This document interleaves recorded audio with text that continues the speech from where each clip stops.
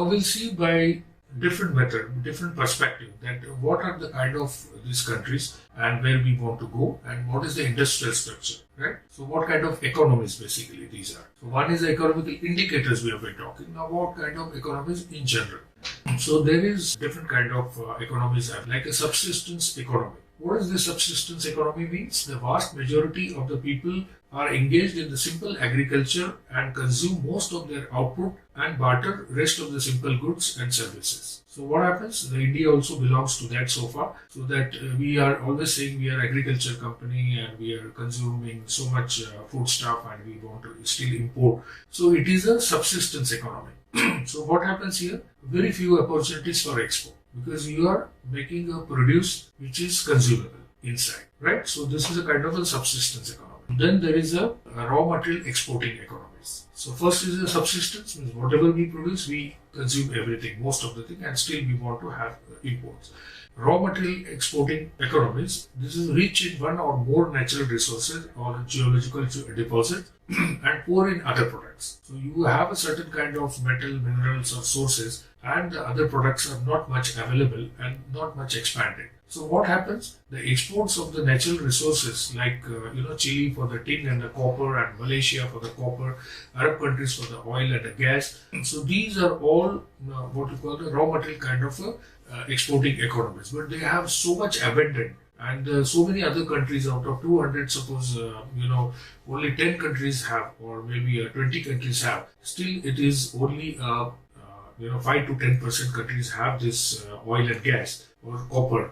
Only few countries have, or tin, or any other different, mineral ores, geological deposits. So it becomes a raw material exporting economy. So they don't have much activity into the other product. So good market for extracting instrument, like excavators and all that. These kind of products can be marketed over there. Handling equipment, tools and supplies, and good markets for the Western style of commodities and luxury items because they are making a lot of money because these metals have become very expensive. And they are into London metal exchanges, and copper may be now around say $8,000 to $10,000, and several different products have different. The gold is also into $1,700 to $2,000 range or certain items. So what happens is, and the oil, it has gone down, but now it is going forwarding again towards the from $70 to $100. So these are always on a move, and these one or two commodities of that country are making a lot of money, but they are called as a raw material exporting economies. Like we have raw materials like the guar gums, and we have aluminum and some kind of iron ore. Iron ore with a lot of deposits, coals also, but again it is people are not using coal as the raw material in other places, the developed countries and all that because of environmental restrictions. And in fact, in India also, from coal base, we are moving to the renewable energies like solar and wind and other agencies, and even the electric vehicles are coming, and the lithium, aluminum, and maybe hydrogen as a fuel is coming up. So these are the raw materials. So now next, oil will be the hydrogen.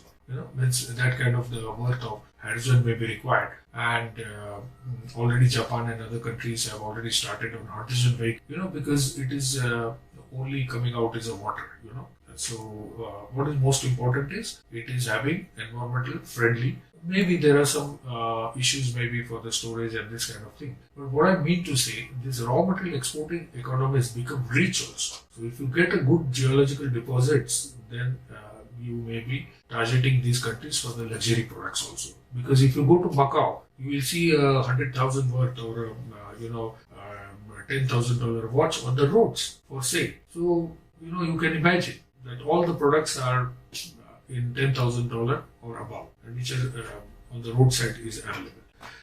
Anyway, so they are again different. They are into hubs, but they are not producing, of course, but they have been hub for the trading basis. So here we are talking about the raw material producing economies, like a Middle East or like Malaysia or Chile or India for some matter, some of the products. So like every country has got their own produce, like palm oil from Indonesia, Malaysia and these countries. And Singapore has got a lot of petrochemical. So they are not consuming much, but they are, they are converting and they are processing and they are selling across nearby and across the world also, right? And I think Australia, they have a lot of lithium deposits, and Australia is the major exporters of the lithium, and the people are converting into batteries and all. What is the industrializing economies? So manufacturing accounts for the 20% of the GNP, like Egypt and Brazil, India, Philippines, and these countries rely on the imports of the heavy machinery and the raw materials, paper, automobile, etc. Due to industrialization, a new rich class is emerging, and the growing middle class demands new type of goods to satisfy through imports. So these are which we say developing countries rather, but these are called as the industrializing economies. That 20% now GNP is started coming from the manufacturing unit and with the processing units, right? Then the industrial economies. They are the major exporters of the manufactured goods and investment firm. They have a producing from maybe raw material, or raw material is not available, but they are producing the finished product, and also they are investing. These countries like US, Japan, and so many European countries, that they are having an investment surplus, and their currencies are hard currencies, and they are importing most of the raw material, and they are producing and converting into very high value added products. Why very high value? Special steels will be coming, special pharmacopoeia grade materials the pharmaceutical products are coming, or special vehicles are coming, or that all lot of new things they will be putting forward, because they have already invested a lot of money, and they can do R&D, and they can manufacture goods and become rich. I call it rich, because these are industrial economies. So these types of economies will for raw materials, they will source for the raw material, and they will also have the finished product. So they will source either raw material, or they already have, and they produce the finished product. Like we are exporting most of our raw materials only. That iron ore goes at $50 to $100, and $500 steel is coming. Or if any other guar gum, we are sending it to extraction of the oil to Middle East countries. But though it is now expensive, but not so expensive, because certain percentage of this guar gum, or the tertiary or secondary oil recoveries, it is used. So these large varied manufacturing activities and the sizable middle class makes them basically be rich markets for all types of goods. So you'll find that these economies anything is sellable, and the branded products are more sellable because they are already very rich economies, right? Then what are the legal dimensions? All rules, regulations regarding the product specification, standardizations or standards, and the packaging and the labeling and copyrights, trademark, patent, health and safety regulations, particularly in respect of the food and drug, and there are also controls on the promotional methods, price control, trade margin, and the markups, etc. So we have to see the legal dimension, that whether we are producing this product is in narcotics, suppose in India, but maybe it is a kind of a drug, or it is a kind of what you call steroid for that country, because they are under stress, or they are having loneliness, or this kind of thing. So every different product categories we'll have to see. The country will allow as a normal product, but we will see that for the other country, it will be under the restricted item. So first and foremost thing what you need to study are which are the restricted items, which are the negative list items. So if you omit that, so it becomes the other one are OGL items, means open generalized. So which are not restricted, means which are restricted products you omit, so rest is all OGL product. But we have to go on see that whether these products are in terms of other countries, whether they are OGL item or they are restricted item. Right?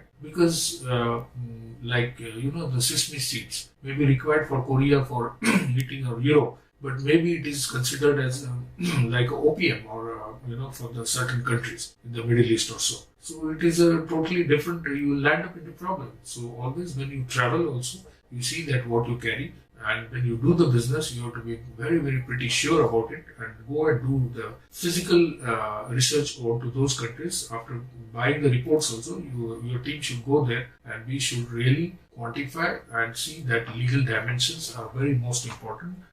Last but not the least, the geographical environment, the climatic and the features and the altitudes and the temperatures, humidity, etc. Because if you, like I used to travel to Europe, in 90s, and there, all woolen clothes are available and very thick cloth. But now, if you go, even the Europe is heating up.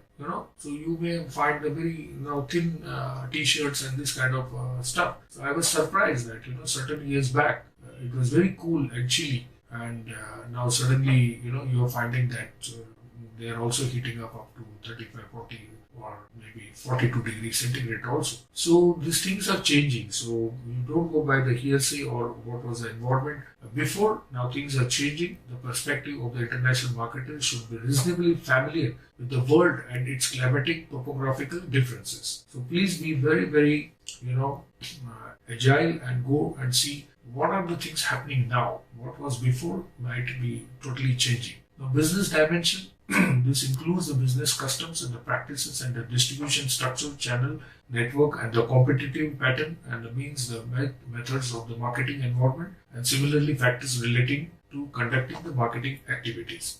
So we have seen the entire gamut of the environment and what kind of economies are there, the legal dimension, business dimension, and now at least with this you will have a overview of doing how to inculcate a mindset of international marketeer and then multinational MNC market, in the mind or the aptitude. So with that, you will make a product from the beginning only world class and then go all across the globe once you have a budget for it. It's not easy otherwise, right? So make a budget and invest on going into the different countries, and the whole vistas of 200 countries are open for you, and as much as you want to sell and as much as you want to make the profit. Yes, so I hope the conclusions, we'll go to the conclusions. International marketing environment have the various major elements which are neither common or static, right? In different world markets, the existence of the ever-changing characteristics of the environmental element give rise to the real problem of the international marketing. So an exporter must be sensitive and responsive to the market environment differences and develop a clear perspective to locate the opportunities and abroad and design the product and develop the strategies compatible to the situation. So all these factors intimately connected with the process of market selection, the product adoption, and the pricing and the strategies and the distribution and promotions, which are the basic task of the marketing management, right? So I hope I've given you the total overview of the international marketing, MNC marketing, and starting from domestic to exporting and various environments of the international marketing, controllable, uncontrollable element, different kind of economies like a subsistence economies and raw material economy and industrial economy and industrialized economies, right? So and legal dimensions not to forget, right? So thank you so much, and if you have any questions, please do write to the administrator over here, and we will try to explain it. But you need to have a lot of deep studies and understand these concepts, and already if you are applying, well and good, otherwise you can take a note of it, and please try to go there and physically see these countries where you want to go, study it. You can stay over there for some time and also buy the reports ready-made also, and have a better international marketing from those respective countries. So you need not have to reinvent the wheel. Thank you so much, and wish you all the best and become richy rich, right? Okay, goodbye.